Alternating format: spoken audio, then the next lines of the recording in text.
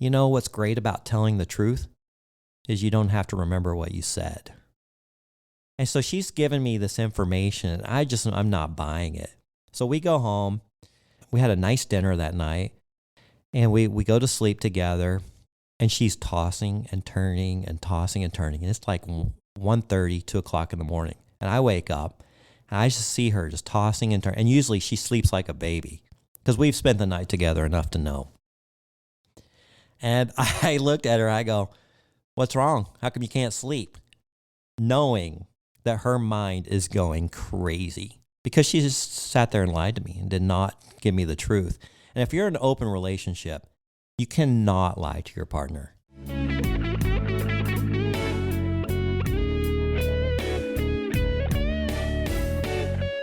Welcome to Secrets of a Sugar Daddy. Here's your host, Marcus. Welcome to another episode of Secrets of a Sugar Daddy, the #1 sugar dating podcast in the world, where we pull back the curtains on the good, the bad, and always shocking stories of sugar dating. And here I am again in the studio all by myself. My co-host Lily, as many of you have heard, is off on this fabulous European vacation with a sugar daddy, flying first class, staying first class, and I've been seeing photos, and it looks like she is having an amazing time. Some of the benefits of sugar dating. Now, she's, again, in her 50s and loving life and loving this lifestyle. So we're very happy for her and can't wait for her to get back. My other co-host, Kimmy, see her every now and then, but she is in California. And we do keep in touch. And she called me the other day and told me an absolutely crazy, crazy story. Maybe I'll get into it. I don't know. Maybe I'll let her tell it. But basically, I'll give you a little bit of a hint. It's pretty funny. She went to Dallas to meet the owner of her OnlyFans management company. And while she was there with him, an ex-girlfriend broke into the house, screaming and yelling, and Kimmy ended up locking herself in a closet, absolutely naked. And I'm just going to leave it right there. It was an absolutely crazy story.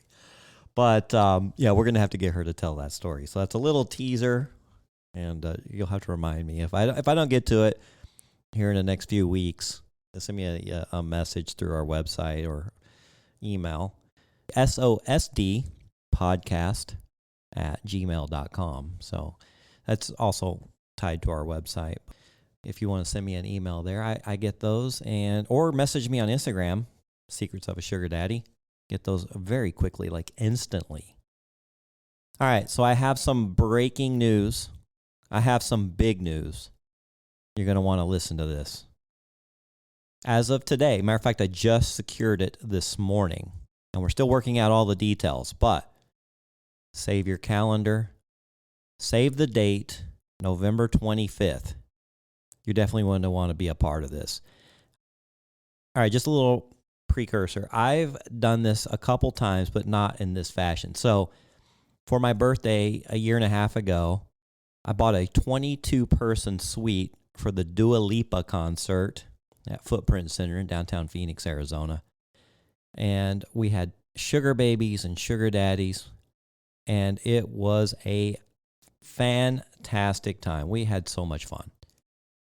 And then for the Taylor Swift concert recently, I was able to secure a 12-person suite at State Farm Stadium, which is where the Cardinals play. Huge, huge stadium show. And again, the memories that came from that and the stories that still pour out from that event will be long remembered in the photos. Oh my gosh, we had such a great time. So this time, we've got a blockbuster concert that has been announced that's coming to Phoenix, Arizona. It is, are you ready for this? This is going to be good. It is Ricky Martin, Enrique Iglesias, and Pitbull all performing together November 25th. Now, the reason I'm telling you this is because we are going to invite 8 lucky listeners to join us for this party. Now, I've secured, again, a 22-person suite at Footprint Center, downtown Phoenix. That is where the Phoenix Suns play, and they hold a lot of great concerts there. It's a very intimate venue. There's really no bad seats in this house. But what this includes is a private suite, all you can eat, all you can drink, all food and beverages are included. And you will get a party up with the crew of Secrets of a Sugar Daddy. Lily will be there. I will be there. Most likely Kimmy will be there. Amy will be there. Hopefully Vivian will be there. Anyway, Kevin, I'm sure Kevin's going to be there also. So come party with us, and this is how you're going to do it. Now, we are inviting 8 lucky listeners to go to our website, and I will have the contest page there. Click on that, and it will take you to the information. And I have yet to develop it as of right this second, so I can't tell you exactly what's in it, but I can tell you we'll have it up by the time this podcast comes out. And if it's not up, just check back shortly. But we'll need your information and probably a story about either why you are sugar dating, or if you'd like to get into sugar dating, what you've been thinking about. Maybe some funny stories, pictures, maybe a video or two. I don't know. We'll work out the details. This is also going to include a pre-party at my house. Now, it won't be a long one. We're not going to get too wasted, but we'll have a few drinks and get together at my house, where transportation will take us down to the Footprint Center arena for the concert and then take us back there. This will also include housing. Now, I have a few Airbnbs, so I'm going to block those off. And so you will get your own private room in an Airbnb. Some come with their own bathroom, some share a bathroom, but they're very comfortable. I just spent over $100,000 on each one to update them, so they're all like brand new. And I think I'm going to block off 2 rooms at my house and 4 rooms at one Airbnb, and then I'm going to block off another one of my Airbnbs, which is a 3-bedroom, 2-bath house. We'll offer accommodation for those that need it. Now, it will not include your transportation here, so you will have to pay for your own flight, train, plane, automobile, however you get here. So that will be up to you, because some people will be local, some people will be far away across the country. Hey, get your sugar daddy to buy you a ticket out here if you're one of the lucky winners, okay? Save that date, Saturday, November 25th. Now, that is Thanksgiving weekend, and I know a lot of people have family things going on, but if you are free and you want to come party with the crew of Secrets of a Sugar Daddy and enjoy a fantastic concert, an unbelievable experience, and have some great memories for the rest of your life, go to our website again at secretsofasugardaddy.com, and you'll find the information for that there. So we're pretty excited. It's going to be fun. I just secured it this morning, and all these great ideas are going through my head on how we're going to make this happen. But I got to get with Lily when she gets back from Europe, and get with a couple of the other crew and just find out all the details that we need to include. All right? There's nothing to buy, no money to send. But if you are a sugar daddy, so this is for sugar babies. If you are a sugar daddy and you want to come to this and experience this, then we will also have an option for you. Now, it's going to cost. I mean, you're the ones with the money, right? So you would expect to have to pay for something. But I will get those details too. We have a very limited number of spots for sugar daddies, probably only 2 or 3. So you're going to want to look at that if you're interested in come meeting the crew and partying it up with a suite full of sugar babies. All right. So if you have any questions, let us know also on the website, and we'll be happy to get back to you. All right, onward. Again, I'm here solo, and you're just going to have to endure this So what I'm going to talk about, actually, you know what?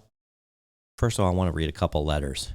I've got some personal things that are going on with my sugar dating life, and I think we're just going to talk about those here in a little bit. But I do want to address a few letters that we get. And thank you for sending these in. We really enjoy our listeners reaching out. I get some good things. And occasionally I can have time to get to those, and this is a great opportunity for me to read those. Okay, this is from MT620. He did not give me his name, but the title of it is called Blackmail Story. Hi, Marcus. Hope you are well. Loving how the podcast has evolved, and you guys are marvelous in terms of chemistry. Thank you. I think it has evolved. You never really know how the podcast is going to go and the direction it's going to take. And I remember being really nervous in the beginning and stumbling over our words. I'd never done this before, so I didn't really know what to expect. But with my fun co-host and the experiences that we have, I'm hoping you guys get a lot out of it, learn a little bit, laugh a little bit, be shocked with quite a few things. But I mean, this is it. This is us sugar dating, and this is what we experience, or the experiences that most people are having. And we always get some really unique ones in too. So we appreciate that you love how the show has evolved. Anyway, it goes on. I apologize. This is long. If you have any follow-up questions, please let me know. Recently, I was on SA and talking to a potential sugar baby. We exchanged a few messages before going to text. Once we got on text, the conversation continued, and we were trying to figure out a date and time for a meet and greet.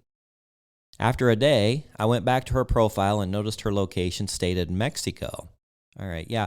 When you go to their profile, you can see where they logged in from. Now, if they're using some kind of a VPN, they can have an address in the USA, even though, let's say, they're in Nigeria. But from my understanding, Seeking has done a really good job of shutting those down. I actually used a VPN once, and they immediately shut my account down. So, and actually, I used it by accident. I was on a VPN doing something. I don't remember. This was many years ago. And I logged in to my Seeking account, and bam, they shut it down. So I have seen, people message me, and then I'll go and look, and it says logged in from Britain or, Africa or Mexico or something like that. So you know that they're not local. And sounds like this is what happened to him.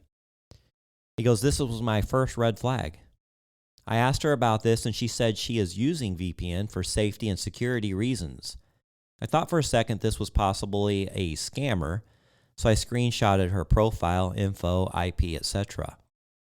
Shortly afterwards, text got a bit explicit. Nothing crazy, but she asked what I liked sexually and so forth. I entertained this. I was thinking, this is probably a scammer, but let me have some fun here. I've done that too. Like, I absolutely know this person's a scammer, and a lot of times I'm trying to figure out what the scam is so I can better inform my listeners and be more knowledgeable myself. And most of the time I know exactly where it's going, but sometimes I just play along. It's weird though. A lot of scammers just don't get to the point. So I'm thinking, why are you wasting my time? Let's get to the point of the scam here. So it sounds like he wanted to have some fun with her. All right, going on. It says, however, my worries about her being a scammer vanished. She was insistent about meeting in person. Secondly, I never got those typical requests for money for an Uber, babysitter, etc. Interesting. So things are going well, and we had a coffee date set up. Well, how are you going to do that if she's in Mexico? Well, okay, she told him that she was using a VPN, but that's stupid. Why would you have a VPN that says Mexico? I sent her a text to confirm I was heading to the meet and greet and would see her shortly. Instead of texting me a confirmation back, I got sent screenshots of my home address, real name, social media, as well as my wife's social media. Oh, shit. That's not good.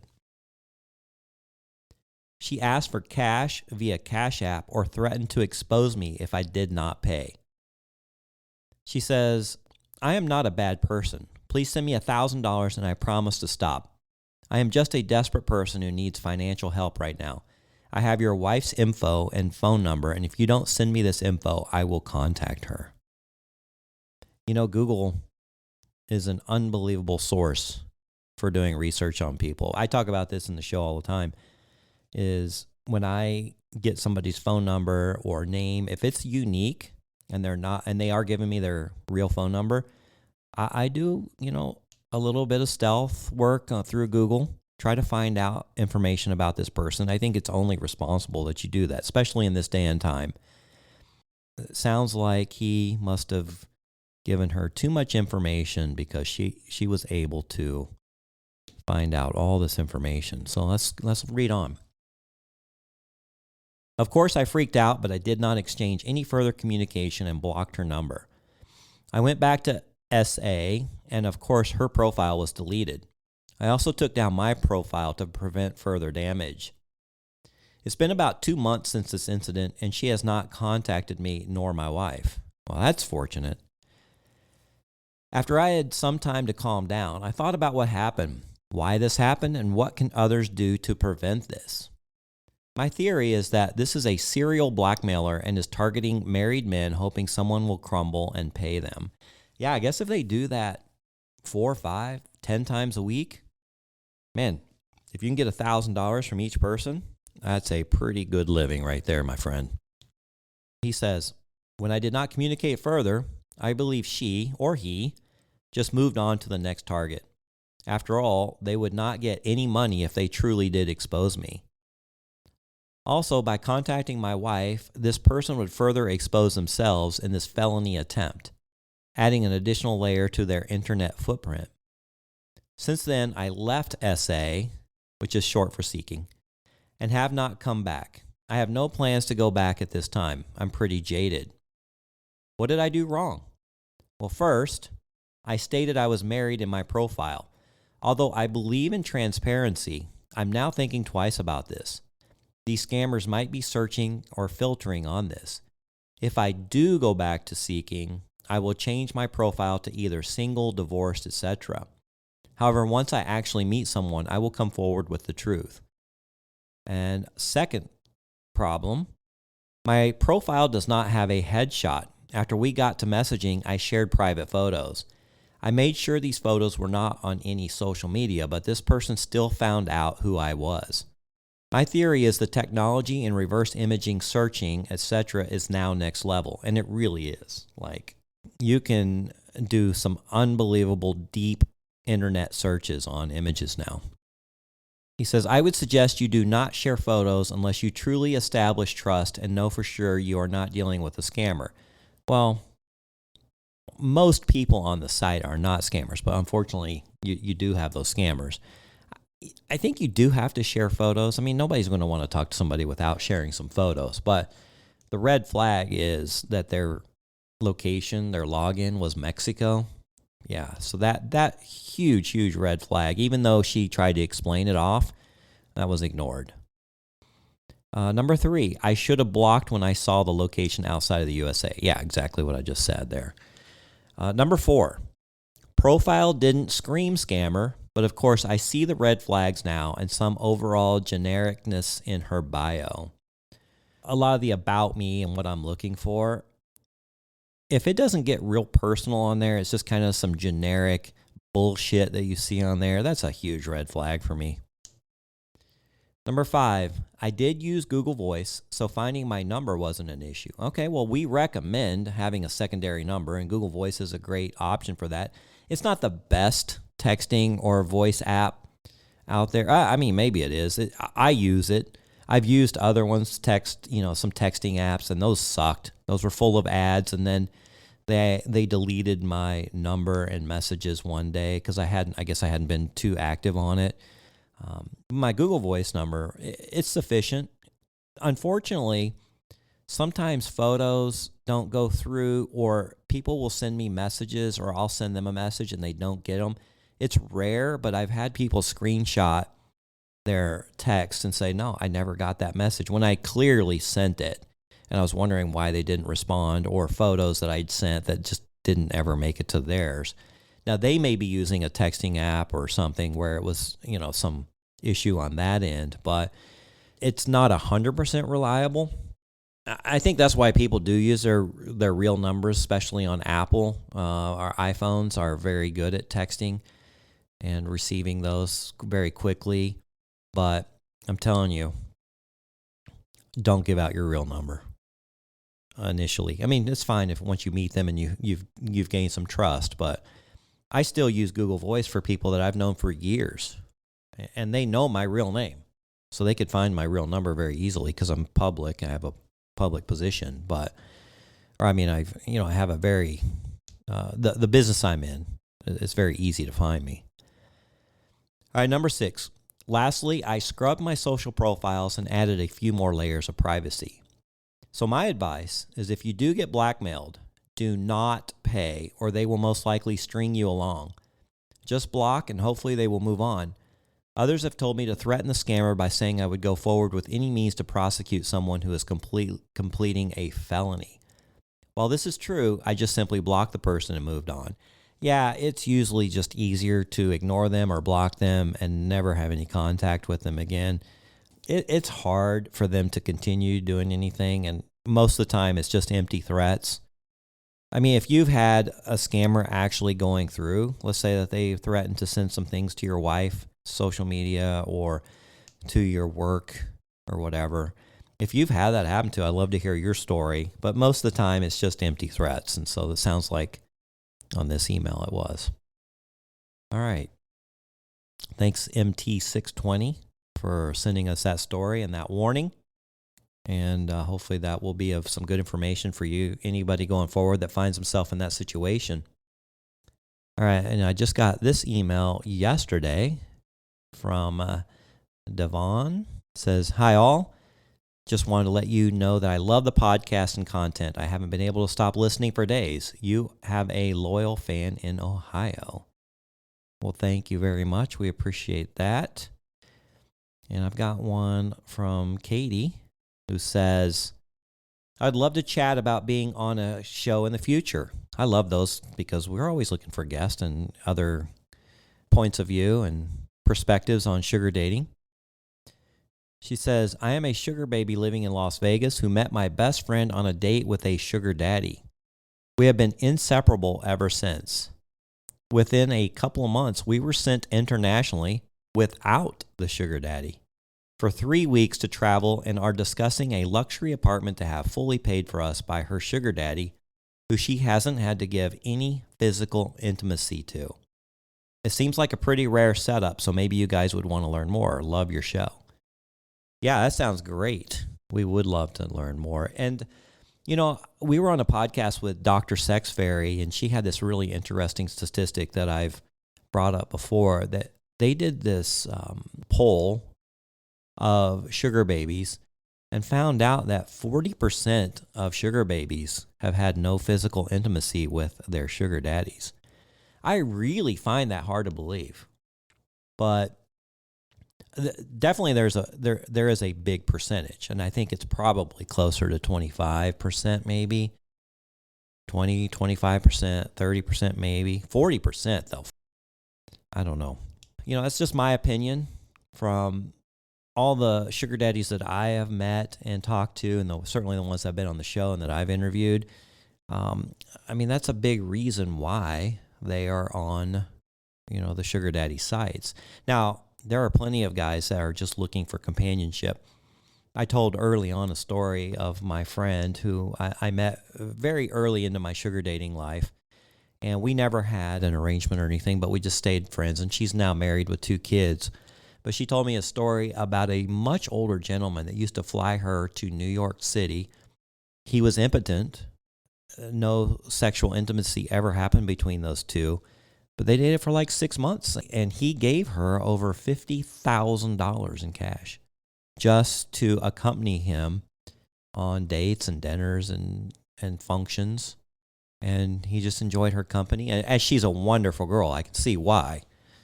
But yeah, there was no physical intimacy at all. So it can certainly happen.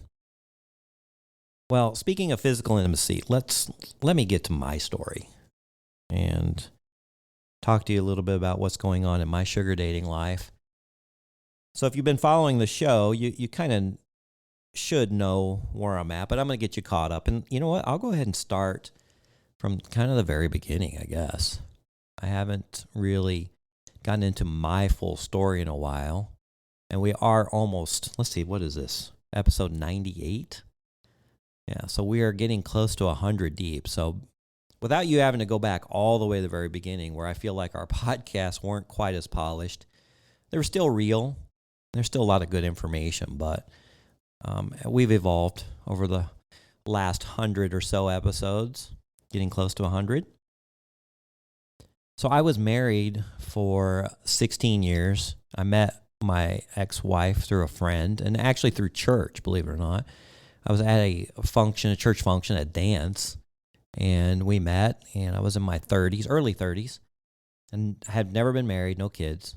I hadn't really had a serious girlfriend in a long time, and it was getting pretty frustrating because in my 20s, as I'm finding out, most of the girls my age were dating older guys, which now I'm the recipient of and the benefactor of, which I really like, but it makes it very tough for a mid-20s to late 20s man to find somebody and court somebody and convince them to marry them, because I really hadn't done anything financially yet. Through work, I was still struggling. I didn't have a lot of means. I had a lot of potential, and that's kind of why my ex-wife married me, and she told me that. But I hadn't really had anything to impress the woman yet with it. I mean, there was just nothing that was going to jump out and show that I was a high-value man. It's unfortunate, but it is what it is, right? And I think that's what a lot of the guys in their 20s struggle with. So I was having a hard time dating. I met my ex-wife. We dated for like 10 months. We weren't talking marriage, but we had an interesting INS issue, which is she was from Canada, and she was divorced. So she was not an American citizen. She was down here working on a green card status. Anyway, her ex-husband ended up getting engaged and got married to somebody from Europe. So when he went to apply for green card status for his new wife, they saw that my ex-wife was still being sponsored by him, and they're like, well, he can only sponsor one person, so you're going to have to go. And she had a contract on a house, was in the middle of the loan process. It was going to close in 2 weeks. I had been dating her for about 10 months, and we were enjoying each other's company. It wasn't perfect, but, we were having fun. And she had a great job. She didn't want to leave the country. So we went down to the immigration office and asked, hey, is there anything we can do? Because they said she has 2 weeks to get out of the country, to leave. And the lady looked at us and said, well, how long you guys been dating? So we said, we've been dating for 10 months. She says, ever thought about getting married? We looked at each other and went, well, I guess that could be an option. This was like on a Thursday or Friday. So we left the office, and we went and had dinner and kind of talked about things. And so Monday morning, we drove to Vegas.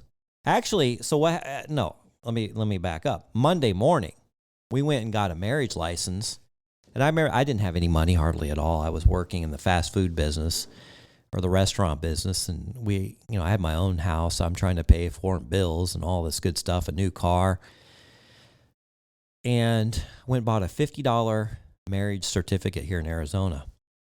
So Monday at noon, we were going to go down and get the justice of the peace to marry us.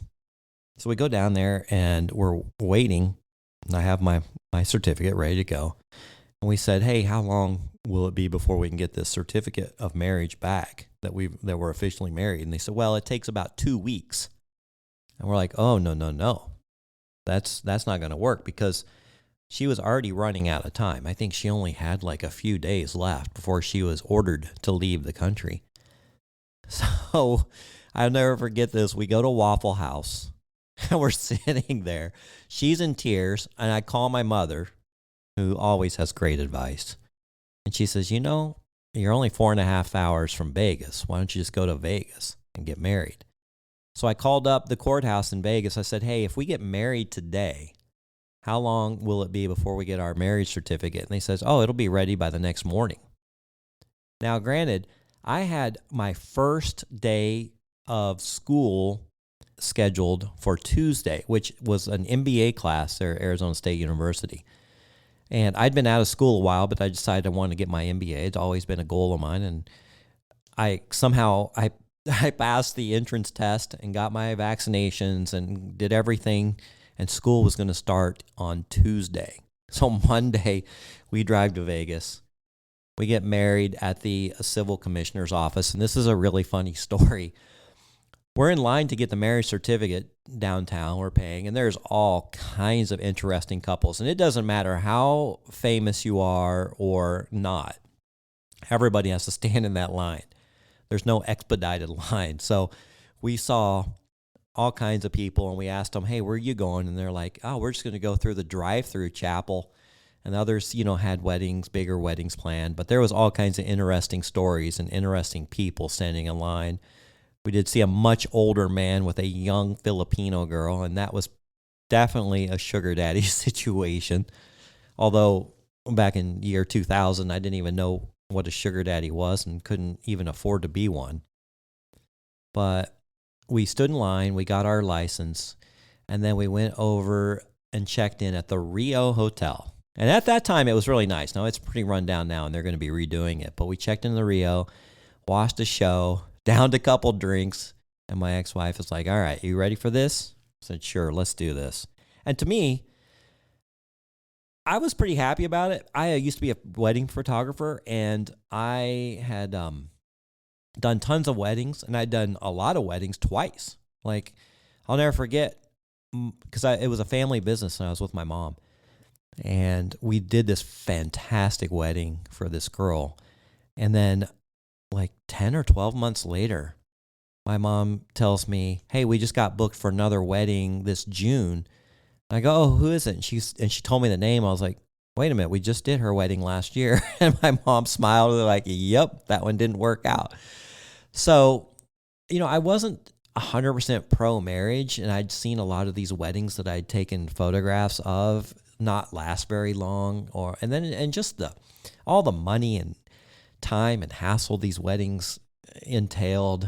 I just didn't know if it was right for me. So it's a long way of putting, I was happy that I was going to do it in Vegas because, again, I didn't have a lot of money, and I knew I was going to get out cheap on this one. And, it checked a box.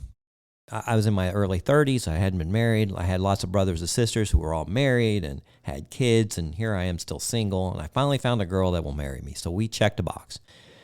So we're in Vegas. We down a couple of drinks, and by this time it's like 9 o'clock at night. We look at each other and we're like, all right, we ready to do this? Like, yeah, let's do this. So we go down to the civil commissioner's office, and there was one other couple in front of us. And so we're in the waiting room. It's finally our turn. And we go back, and it was this wonderful lady. She was like this heavy-set black woman, very jovial, just a happy lady, and it just made us feel very comfortable, right? And so we're in this room all by ourselves, and she starts the proceeding. It's very short, and she does these vows, and my ex-wife actually kind of broke down in tears, and she started making me cry because we were happy about the situation. It wasn't sadness. It was tears like, oh my God, I can't believe we're doing this. We're actually doing this. And then when she says, all right, now I pronounce you man and wife, we hear this clapping off in the distance. And then we turn around, and it's Ed, the security guard. And she looks at us and goes, that's Ed. He's your witness. And he's got the door propped open with one foot watching the front lobby. And I'll never forget that. So it was us, and I believe her name was Barbara or Elizabeth, something like that, and then Ed, the security guard. So that's how we got married. It wasn't the most ideal situation, but that's how it happened. And we got back to Phoenix the next morning, and by that night I was sitting in class.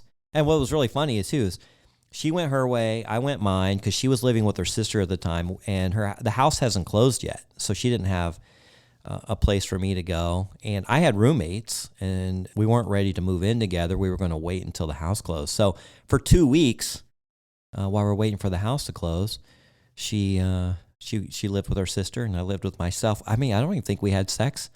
Only a couple times during that 2 weeks. It's just our schedules didn't allow it. We weren't able to spend a lot of time together just because of work schedules and because of my schooling schedule. There was a lot of interesting things. So that marriage lasted for 16 years, and I was very faithful to my wife. I did not get married to get divorced, and it just evolved. I hope you enjoyed last week's episode when I interviewed Porter, and he talked about his marriage now and some of the issues that were he encountered, and why he is sugar dating now, and how he did it unethically in the beginning, and now his wife actually puts his dates on the calendar so she knows exactly when he's going out. So I thought that was very interesting. That never even was a thought of mine back then. Like that wasn't even an option. I mean, first of all, I couldn't afford it, and there's no way that my ex-wife would allow me to pay somebody to be a girlfriend. I wasn't on any dating apps or anything like that, and and the friends that we hung out with were all married, so I wasn't hanging out with single people. There was no opportunity for me to even be unfaithful to my ex-wife, so it was never even an option. But after 16 years, it just ran its course, and we were sleeping in separate bedrooms, not having sex any longer. It just got to be miserable. And it all started out because she was a nurse, and she needed to get up really early, and she's like, hey, can you go sleep in the other bedroom? You're snoring, or you're keeping me awake, or whatever. And I was like, sure, because the dogs were laying on us, and I'd get uncomfortable. So I gladly went and slept in the other bedroom, and I liked the bed better, for one thing, and it was just nice sleeping by myself. I really enjoyed it. And I didn't have to worry about if I was making noise, tossing and turning, anything like that. So I was glad to go there, and then what happened was I started going to that room without even her asking me to. And I liked it, and then all of a sudden we became roommates, and then we were fighting, and then one day she's like, you know what? We're just roommates that don't even like each other. I'm like, I know. What are we doing? So I left. I moved out, and she wasn't happy about it, but that's kind of how it was. It just ran its course, and I needed a new direction in my life, and I was in my 40s. So that is kind of my story on how I evolved from being married to sugar dating, because then after that this was in 2016, and I tried all kinds of different apps, Tinder, Bumble, all those regular ones, and I was not having very much success, and I was thinking there's got to be a better way. And by this time, believe it or not, and if you want to go back, way back, there's an episode. I think it's named is being a sugar baby prostitution, but actually that episode was me talking about how I acquired my wealth and how I became a sugar daddy and was able to afford it. So I suggest if you want to listen to that one, it's really good. It was my only other show I've ever done solo. At that time, Amy was my host, and she couldn't make it, and I said, fine, I'm just going to do this one solo, and I just got off, and it actually turned out really well. I'm very happy with that one, and I think I give a lot of good life advice in that one, but we were over the 16 years, my ex-wife and I were able to accumulate 19 houses, and just a couple here, a couple there. Now, I was fixing and flipping, and I got caught with my pants down on a few of them during the recession. I bought them to fix and flip, and then the recession hit, and I couldn't sell them, so we just turned them into rentals. Anyway, we divided up 19 houses. So I had some means. I had a lot of income coming in, and I thought, you know what? I think sugar dating, I wanted to try it out because I'd read something about it or saw something on TV about it, and I thought, this is an interesting way. So basically, you're just bribing girls to give you a chance. And then, as our guest said last week, money kind of greases the wheel, but you still got to be a good guy, and you still got to treat them with respect and listen to them, and then they're going to stick around. And so If you didn't catch last week's episode, I really, really liked it a lot. And there was so much good information in that one.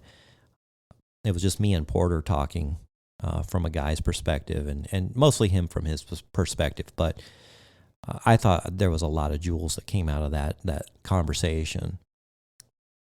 So I tried sugar dating, and that was 7 years ago as of today. And it's been such a fantastic experience. My life has completely changed because of sugar dating. We talk about that all the time. My co-host lives have completely changed because of sugar dating. Is it for everyone? No, it's not for everyone. Can you be religious and sugar date? 100%. All my co-hosts and almost all the girls that I meet are very spiritual. A lot of them come from very strict religious backgrounds, and it's what you can be comfortable with. I know a lot of people equate it to prostitution, and we've gone over this 100 times why it's not prostitution. But there's a funny comedian out there, and I've seen this a couple of times, but he says, giving people money is perfectly acceptable. You can give people money anytime you want. If you message me at Secrets of a Sugar Daddy and you ask me for $100, I might give it to you. I could do that. It's perfectly acceptable. And you can have sex with anybody you want. That's perfectly acceptable. It's not a problem. But when you combine those two, all of a sudden it's an issue. But it's about timing. So you can give somebody money, no problem. You can have sex with somebody, no problem. But if you get those two too close to each other, then for some reason it's a problem. Now, I know our society has evolved, and certainly with all this LGBTQ, XYZ movement becoming more acceptable, people aren't as opposed to that. And I'm hoping one day that it will become more acceptable and we don't have to worry about this bullshit of the timing of giving somebody money and what exactly it's for. Now, I give my sugar baby an allowance. I prefer PPM, just like my guest last week said. He prefers PPM, and we went over a number of reasons why it can be a better option. I know a lot of girls like weekly or monthly because they don't want to feel transactional, and that's completely understandable. And the guys, they don't really want it to feel transactional either.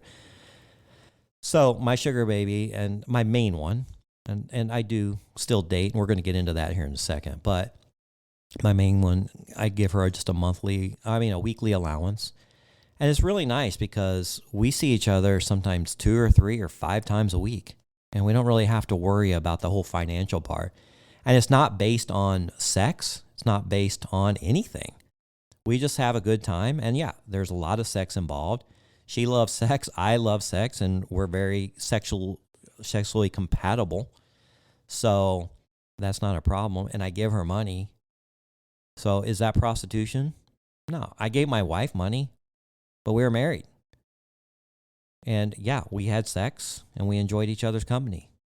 I gave I helped a girlfriend out after I was divorced. Was that prostitution? Nope, not at all. So no, being a sugar baby is definitely not prostitution. But I just want to touch on a interesting situation that my sugar baby and I encountered this week.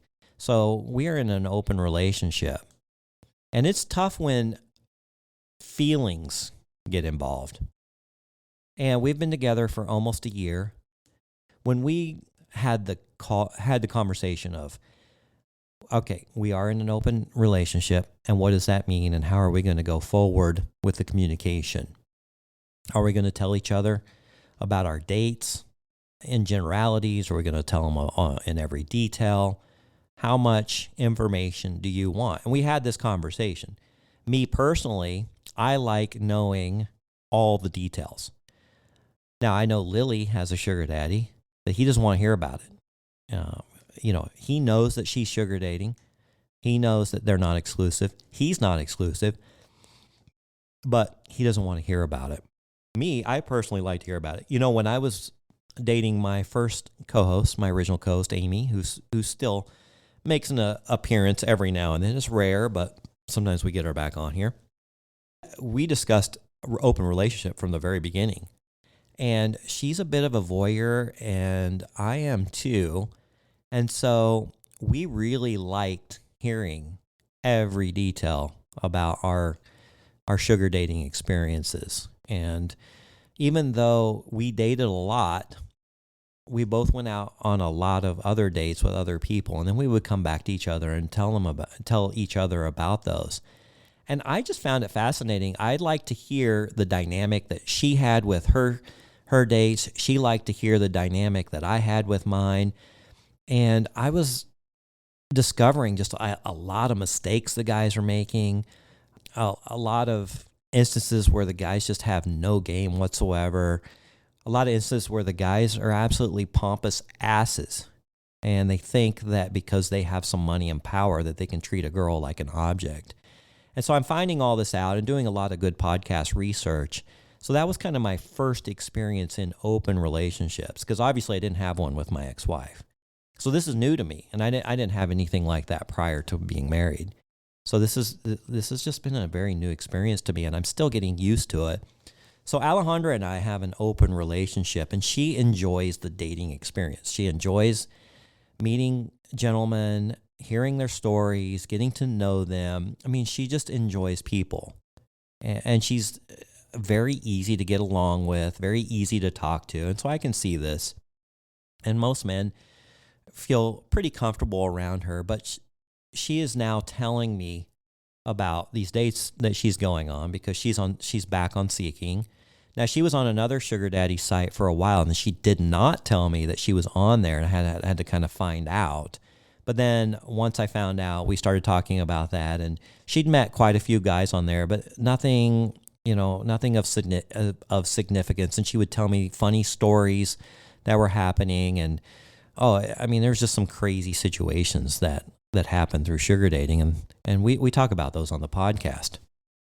But this week we had a very interesting experience between Alejandra and I, because feelings have gotten involved, and we are closer now than we've ever been. We've had better sex than we've ever had, and it continues to get more and more comfortable now that we're almost at a year. And it's been a slow process. Like, it didn't just happen. We didn't have fire sex from the very beginning. She's very slow at opening up, and it's taken a while to get this part, but we're both super comfortable with each other. And, when you become very comfortable and you communicate with each other and you start exploring, it's a lot of fun. And we're at this fun part. And I think the problem is she doesn't want to do anything to ruin this, but she also wants to keep her open relationship options open. And so she's back on Seeking. Of course, she's drop dead gorgeous, and guys are hitting her up left and right, and we know what those guys want. I'm one of those guys. I know the game. They're not just going out with her for company. 95% of these guys want a sexual relationship of some kind. Some are, in divorce situations. Some are, single. There's all kinds of situations, right, that where people on Seeking. And so you're going to encounter a lot as a sugar baby. So she's been going out a lot this last week.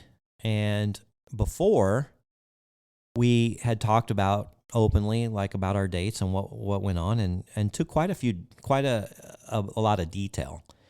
Well, this time, she told me she went out on the dates, and I point blank asked her if she was having sexual relations with these people, and she said no. And then she told me that some of them didn't give her an allowance and this and that. I don't know what caused her not to be truthful with me, and I think it's because she didn't want to hurt my feelings. So I just looked at her, and I could tell, and I'm not. And I told her, I said, "You're a terrible liar." I actually told her that. I said, "You're such a bad liar." And of course, she can't backtrack at this point because she's already told the lie. And she would look really bad if she, backtracked at this point and said, "Okay, you're right, you caught me." No, she stood strong, but it bothered the hell out of her that she was lying to me and not being open. So on the way home, it was really funny because I had a memory pop up on Facebook, and it was a quote that says, you know what's great about telling the truth is you don't have to remember what you said. And so she's given me this information, and I'm not buying it. So we go home. We had a nice dinner that night, and we go to sleep together, and she's tossing and turning and tossing and turning. And it's like 1:30, 2 o'clock in the morning. And I wake up, and I just see her just tossing and turning. And usually she sleeps like a baby because we've spent the night together enough to know. And I looked at her, I go, what's wrong? How come you can't sleep? Knowing that her mind is going crazy because she just sat there and lied to me and did not give me the truth. And if you're in an open relationship, you cannot lie to your partner. I mean, that is crucial. If you want it to work out and if you want them to trust you and go forward with this open relationship, you have to be honest. And for some reason, she just was battling with why she couldn't be truthful and honest with me. And she knew that she had lied to me, and she knew that I knew she was lying. I mean, it was pretty obvious. I wasn't buying what she was telling me. She woke up fully at 2 o'clock in the morning and says, you're right. I need to admit something to you. I wasn't being truthful. But first I want to untangle my mind and tell you why, I guess. Because she's still trying to figure out, and she's having this internal battle in her head on why she was being untruthful to me. We ended up talking for 2 hours. She came clean, told me, yes, I am having sexual relations with these guys. Yes, they gave me this much in allowance, and here's what happened. Now, I still think she fibbed on a few of the details, but for the most part, she was being truthful with me. And then at like 4 in the morning, after we talked for 2 hours, we had some unbelievable makeup sex, and her mind was completely cleared and at ease, and so was mine because it was bothering me, and I was having trouble sleeping too, and it was bothering me because I didn't know what to do with her going forward, and I was wondering how I'm going to play this out because she's losing my trust, and she's losing my confidence in her, and I didn't know what to do with this information. So she came clean, and it was just such a relief to tell the truth. Such a relief. And so now, if something pops up in her memories or in her conversation, she doesn't have to remember the lies that she was told me and try to backtrack and remember all those exact details, because I remember what she told me. And if something starts differing a little bit, then I know for sure that she wasn't being truthful. And we're in a good space now. I am going to Vegas this weekend, and I am going to go on a very fun date with somebody I met through Seeking a year ago, and I haven't seen her in a year. And it's just one of these people that we like to go out, have fun, enjoy the night. She goes her way, I go mine. I can tell her all about Alejandra, and I will. She doesn't know about her right now. She can tell me all about her life, and we have no judgment, and it's going to be fun. So I look forward to that, and I've already told Alejandra exactly what we're doing and the possibilities that definitely we're going to be intimate. So that's some of the benefits of being in an open relationship. I don't have to hide this. Yeah. So anyway, like I said, we're in a good place now, and if you're in an open relationship, I'm curious if you've had struggles like that or situations like that. So let me know. You know how to get a hold of us. And I'm surprised I was able to talk for this hour, but it went very quickly because I didn't have any co-host or any guest, and I didn't know I could really babble on this long, but I did.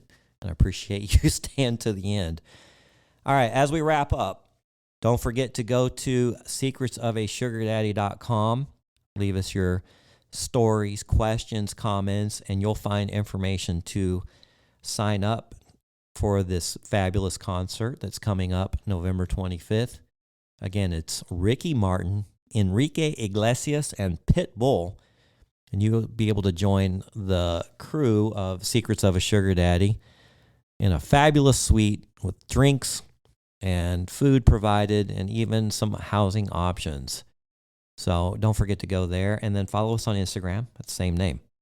All right. Until next episode. Bye-bye. Thanks for joining us. If you'd like to connect or even be on the show, we'd love to hear from you at secretsofasugardaddy.com.